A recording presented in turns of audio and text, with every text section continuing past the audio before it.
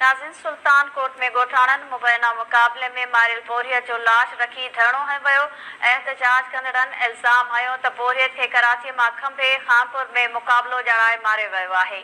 इन हवाले सां रिपोर्ट करे रहियो आहे इसरार जांडियो। जेको बोरियत आहे उनखे खंभे गुम करे उनखे खानपुर वारे इलाइक़े में जेको आहे मुबीना मुक़ाबले में मारे छॾियो आहे। उनजे वारसनि शेरामपुर ऐं जागन लिंक रोड ते मक़तूल जो मड़ रखी हिते एहतजाजी मुज़ाहिरो कयो आहे। वधीक इन्हनि सां ॻाल्हि ॿोल कंदासीं। घर पूरे पूरे इहो कंदो मुंहिंजो पुटु बि हो कमु वमु कंदो तूं बाबा बीमार मां कमाइण थो वञा।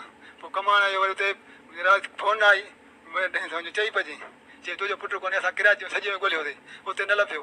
पोइ सुबुह हिन ॾे उते जो छोकिरा चयो असां चोरी करे असां लेबर जेकी चोरी करे असां धक हणी ऐं असांखे खणी वियो। तुंहिंजो पुटु ॿियो बि वरी उतां जेको आहे खानपुर में अचे हिते मुक़ाबिलो ॼाणायूं। असांखे इहो इंसाफ़ु खपे। इंसाफ़ु थिए SP खे DIG खे ऐं ॿियो हुनखे AG खे असांजी अपील कए असांखे हक़ु करे। मुंहिंजो भाउ हुयो हे ई कमांडर हुयो। असांखे कमु न कंदा हे ई कंदो। पोइ असांजे माना इहो खणी वियो लापता करे हिन मारियो अथऊं। मुंहिंजो भाउ आहे असांजो इहो ई कमांडर हुयो त असांखे कमु वमु करे इहो खाराईंदो हुयो है न।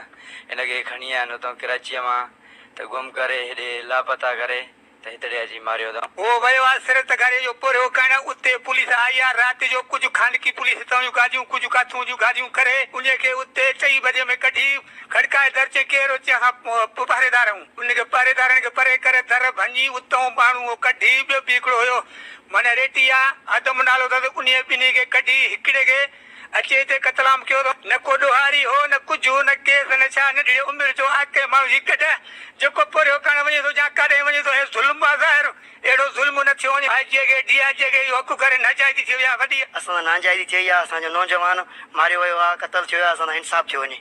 मुंहिंजो भाटियो आहे उहो कराची कमाईंदो पोरियो कंदो सिरतगारीअ जो ऐं पुलिस उनखे खणी राति जे टाइम में खानपुर ते खणी आई। असां आला मर्दलनि खां अपील कयूं था त असां इंसाफ़ कयो वञे। पोरियो कंदड़ो ग़रीब हो को इन लाइ पैसा वैसा न घुरियऊं। जंहिं महिल शहीद कयो इन खां 48 कलाक खनि अॻु उतां राति जो कुझु सेवल में कुझु पुलिस गाॾियूं साण करे हिनखे उतां खयऊं। उते काउंटर आहे हुन सां 5-8 ॿिया बि ॿियनि क़ौमनि जा बि पोरियो कंदा हुया सिरतगारीअ जो। गुलज़ार कॉलोनी में जिथे रहे पियो उतां असां हदई थाणनि में बिल्कुलु जांचा कईसीं। असांखे उते न मिलियो। असांखे सुबुह जो ख़बर पई त हे पुलिस मुक़ाबिलो ॼाणाए छोकिरो शहीद कयो तव्हांजो। हिकु हे खयों अथऊं ऐं हिकु पंहिंजो जेको आहे त रेटी खयों अथऊं।